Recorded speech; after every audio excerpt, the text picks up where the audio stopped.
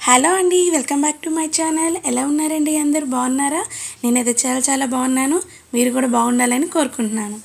ఈరోజైతే ఇది Sunday vlog అండి. పొద్దున్నే లేచేసి ఫ్రెష్ అయితే అయిపోయామండి. అయిపోయిన తర్వాత ఒక పక్క పిల్లలకైతే పొయ్యి మీద నీళ్ళు పెట్టేశానండి. ఒక పక్క ఏమో ఉప్మాకైతే ప్రిపేర్ చేస్తున్నాను అనమాట. ఈరోజైతే నేను ఒక కొత్త నిర్ణయం తీసుకుంటున్నాను అని నేను ముందు బిఫోర్ బ్లాగ్స్లో కూడా చెప్పానన్నమాట. మీకు వెయిట్ లాస్ అవ్వాలి అనుకుంటున్నాను, అందుకని ఈరోజు నుంచే ముహూర్తం అయితే పెట్టేసుకున్నాను అనమాట. సో ఈరోజు నుంచి నేను వెయిట్ లాస్ అవ్వాలి అని ఆలోచన అయితే వచ్చేసింది. స్టార్ట్ చేసేస్తున్నాను కూడా. ఈరోజైతే మార్నింగ్ లెగవంగానే వేడి నీళ్ళు ఏదైనా తీసుకోవాలంట.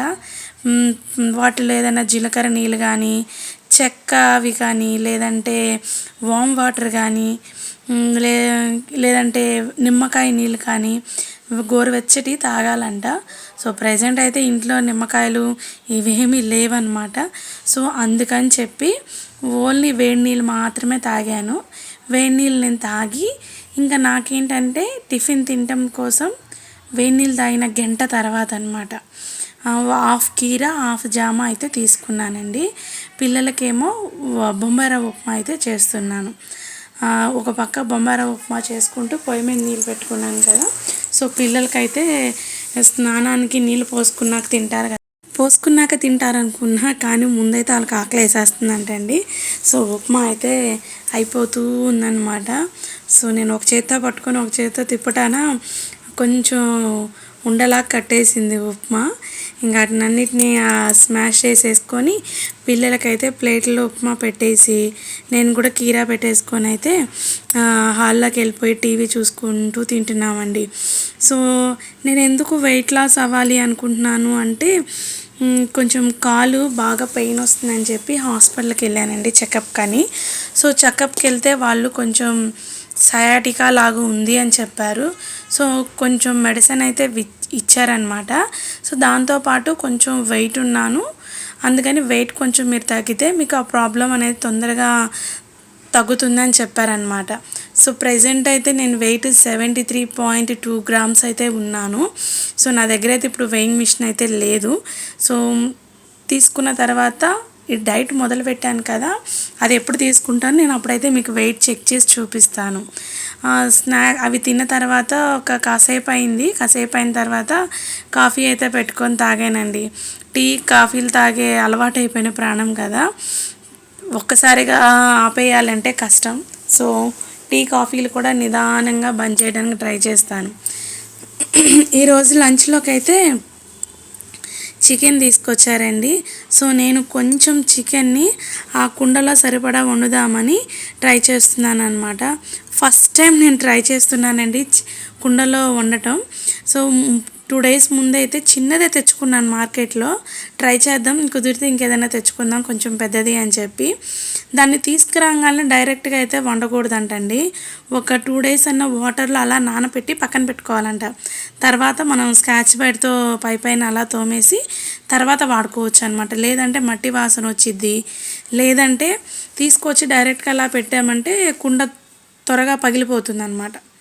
నేనైతే ముందు దాంట్లో ఆయిల్ కొంచెం వేసుకొని ఉల్లిపాయలు, పచ్చిమిరకాయలు, టమాటాలు, కొంచెం కరివేపాకు వేసుకొని బాగా వేపుకున్నానండి. అది వేగిపోయిన తర్వాత పచ్చి మసాలా పేస్ట్ అయితే వేసుకుంటున్నాను. అదేనండి అల్లం, చున్నులపాయి, టమాటా, ఉల్లిపాయ, ధనియాలు, చెక్క, లవంగం, కొంచెం కరివేపాకు, కొంచెం కొత్తిమీర, కొంచెం పుదీనా కూడా వేసి మిక్సీ పట్టి వేసానండి. సో అదైతే వేసుకొని పచ్చి వాసన పోయేదాకా వేపుకోవాలి. అది అయిపోయిన తర్వాత మనం ముక్కలు వేసేసుకొని ఒక 5 నిమిషాలు అలా వదిలేస్తే ఆ చికెన్లో ఉన్న వాటర్ అనేది పైకి ఊరుతుందన్నమాట. అలా వాటర్ కొంచెం పైకి తేలుతున్నప్పుడు మనం దాంట్లో రుచికి సరిపడా ఉప్పు, దానికి సరిపడా కొంచెం పసుపు, కొంచెం కారం వేసుకొని బాగా కలతిప్పి పక్కన పెట్టేసుకోండి. ఒక 5 నిమిషాలు అలా మూత పెట్టేసి వదిలేసేయండి. నేను ఇంక దీనికి కాంబినేషన్గా పక్కన ఒక గ్లాసు బగారా అయితే చేసుకుంటున్నానండి. సో ముక్కలకి ఉప్పు, కారం బాగా పట్టేలాగా బాగా కలదిప్పుకున్న తర్వాత దాంట్లో కొంచెం కట్ చేసి పెట్టుకున్న కొత్తిమీర, కొంచెం పుదీనా రెబ్బలు, వేసి మూత పెట్టి వదిలేసేసేయండి. ఈలో నేను పక్కన బగారా చేసుకుంటున్నాను అన్నానుగా, ఈలోగా దానికి పొయ్యి మీద కళాయి పెట్టేసేసుకొని ఉల్లిపాయలు, పచ్చిమిరపకాయలు, కరివేపాకు, కొత్తిమీర, పుదీనా వేసి బాగా వేపుకుంటున్నానండి. మళ్ళీ ఒకసారి చికెన్ మీద మూత తీసి ఇంట్లో కసూరి మేతి ఉందన్నమాట, కొంచెం పైన అలా క్రష్ చేసి వేసుకుంటున్నాను, టేస్ట్ బాగుంటుందని. సో ఉల్లిపాయలు, పచ్చిమిరపకాయలు వేగిపోయాక కొంచెం అల్లం వెల్లుల్లి పేస్ట్ వేసుకొని అది కొంచెం వేగిన తర్వాత పెరుగు కూడా వేసేసుకుంటున్నాను. ఆ పెరుగంతా ఆ మసాలాలో బాగా కలిసిపోయిన తర్వాత గ్లాస్కి 2 గ్లాసెస్ వాటర్ అయితే తీసుకొని వాటికి సరిపడా ఉప్పు వేసేసుకున్నాను. సో బగారా అయితే అయిపోతుంది. చికెన్ చూసారా అయిపోయింది. చికెన్ కర్రీలో కొంచెం నూనె ఎక్కువైంది అనిపిస్తుంది కదా, అది కూర చల్లారిపోయిన తర్వాత అసలు అంత నూనె ఏం లేదండి, అదంతా గ్రేవీ లాగా ఉందన్నమాట. లైట్గా అయితే ఆయిల్ వస్తుంది. నేను వేడి మీద పళ్ళెంలో పెట్టుకొని చూపిస్తాను, అప్పుడు కొంచెం పక్కకు వస్తుంది. ఈవినింగ్ టైంకి కొంచెం చల్లారాక చూస్తే అలా ఏం రాలా, బగారా కూడా అయిపోయింది అనమాట. సో నేనైతే ప్లేట్లో పెట్టేసుకొని తింటున్నానండి. అప్పటికే లేట్ అయిపోయింది అనమాట. టైం టు టైం తింటే త్వరగా వెయిట్ లాస్ అవ్వచ్చండి. మార్నింగ్ 8-8:30 లోపు మన టిఫిన్ అయిపోవాలి, 12-12:30 లోపు లంచ్ అయిపోవాలి. నాయితే కర్రీ అయితే చాలా బాగా కుదిరిందండి. అసలు కుదిరిద్దో కుదరదో పొయ్యి మీద పెట్టాను కదా, కుండ పగిలిపోయిద్దేమోనని భయం వేసింది. కాకపోతే మనం చేయాల్సింది ఏంటంటే, కుండలో వండుకునేటప్పుడు ఫస్ట్ మనం లైట్గా హై మీద పెట్టుకున్న అన్నీ వేపుకునేటప్పుడు, కానీ ఉడికేటప్పుడు ఏంటంటే సిమ్లో పెట్టేసి వదిలేసుకోవాలి. సిమ్లో ఉడికితేనే కూర టేస్ట్ అనేది సూపర్గా ఉంటుందన్నమాట. ఇంకా చికెన్ కర్రీ అయితే ఆ ఎత్తుకే సరిపోయిందండి, మధ్యాహ్నానికే సరిపోయిందనమాట. ఇంకా నైట్కి వచ్చేసి నేను ఏం చేస్తున్నానంటే, పిల్లలు జీరా రైస్ అడిగారనమాట. పిల్లలు అడిగితే చేయకుండా ఉంటామా, ఇంకా తెచ్చిన చికెన్ కూడా కొంచెం వండాను, కొంచెం అయితే ఫ్రిడ్జ్లో పెట్టేసుకున్నానండి. అది నైట్కి వండుదాం అనుకున్నాను, ఇంకా వాళ్ళు వద్దు అన్నారు. ఇంకా అందుకని జీరా రైస్ అడిగారని చెప్పి జీరా రైస్ అయితే చేస్తున్నాను. నేనైతే ఈరోజు నైట్కి అయితే ఏం తీసుకోలేదండి. 6 కల్లా నేను ఏదున్నా కానీ ఆలోపు తింటే ఒక ఫ్రూటు లేదంటే గ్లాస్ మజ్జిగ అయితే తాగానండి. ఎందుకంటే బిర్యానీ తిన్నాను కదా, స్టమక్ కొంచెం ఫుల్గానే ఉంది, అందుకని చెప్పేసి కొంచెం మజ్జిగ అయితే తీసుకున్నాను 6 కల్లా. ఇంకా అక్కడి నుంచి అయితే నేనేం తీసుకోలేదు. ఇంకా 7 కల్లా అయితే పిల్లలకి జీరా రైస్ అడిగారని చెప్పి ప్రిపరేషన్ అయితే చేస్తున్నాం. దీంట్లో కావాల్సినవి ఏంటంటే, ఇంట్లో ఏవైతే చిన్న చిన్న కూరగాయలు ఉంటాయో గ్రీన్ కలర్ కానీ క్యారెట్, క్యాప్సికము, స్ప్రింగ్ ఆనియన్స్, ఉల్లిపాయలు, పచ్చిమిరకాయలు, కరివేపాకు, కొత్తిమీర, పుదీనా ఏవి ఉంటే అవండి, మనకి ఏ అవైలబుల్గా ఉంటే అవి వేసి చేసేసుకోవడమే. సో దీనికన్నా ముందు మనం ఏం చేయాలంటే, జీలకర్ర అనేది నానబెట్టుకోవాలి. జీరా రైస్లో ఉత్త జీలకర్ర వేస్తే టేస్ట్ అయితే రాదండి. జీలకర్రతో పాటు షాజీరా కూడా సేమ్ క్వాంటిటీలో తీసుకొని నానబెట్టుకోవాలన్నమాట. నానబెట్టి పక్కన పెట్టేసుకున్నాక పోపు అయితే వేసుకున్నానండి. ఉల్లిపాయలు, పచ్చిమిరకాయలు వేపుకున్నాను. 4 వెల్లుల్లి రెబ్బలు చిన్న చిన్న ముక్కలుగా కట్ చేసి వేసుకొని, మనం కట్ చేసి పెట్టుకున్న క్యారెట్, స్ప్రింగ్ ఆనియన్స్, కరివేపాకు, కొత్తిమీర, పుదీనా ఇవన్నీ వేసుకొని లైట్గా ఉప్పు అయితే వేసుకొని బాగా వేగనివ్వండి. ఈ ముక్కలు క్యారెట్ ఇవి కొంచెం గట్టిగా ఉంటాయి కదా, అవి కొంచెం సాఫ్ట్ అయ్యేదాకా బాగా వేగుతూ ఉంటాయి అన్నమాట. ఇవి వేగేలోపు దీంట్లో మనం వేసుకోవడానికి మిరియాలు తీసుకోండి. మిరియాలు అప్పటికప్పుడు ఫ్రెష్గా వేసుకుంటేనే టేస్ట్ బాగుంటుందండి.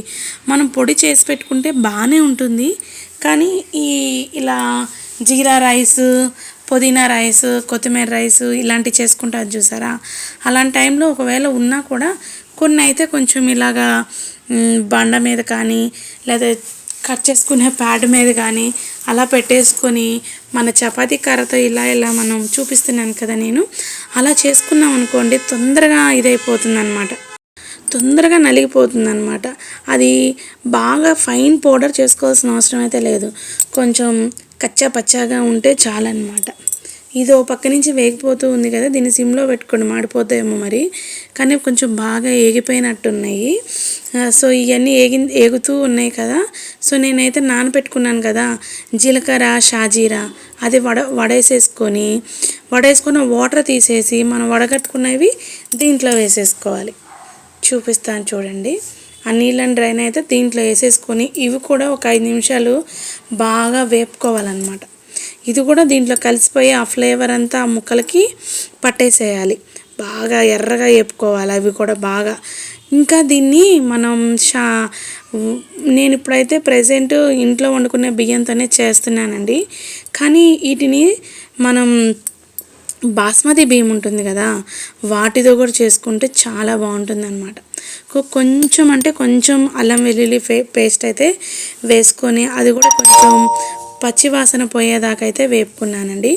అది వేపుకున్న తర్వాత నేను ఉడికించి పక్కన పెట్టుకున్న రైస్ అయితే వేసేసుకుంటున్నాను.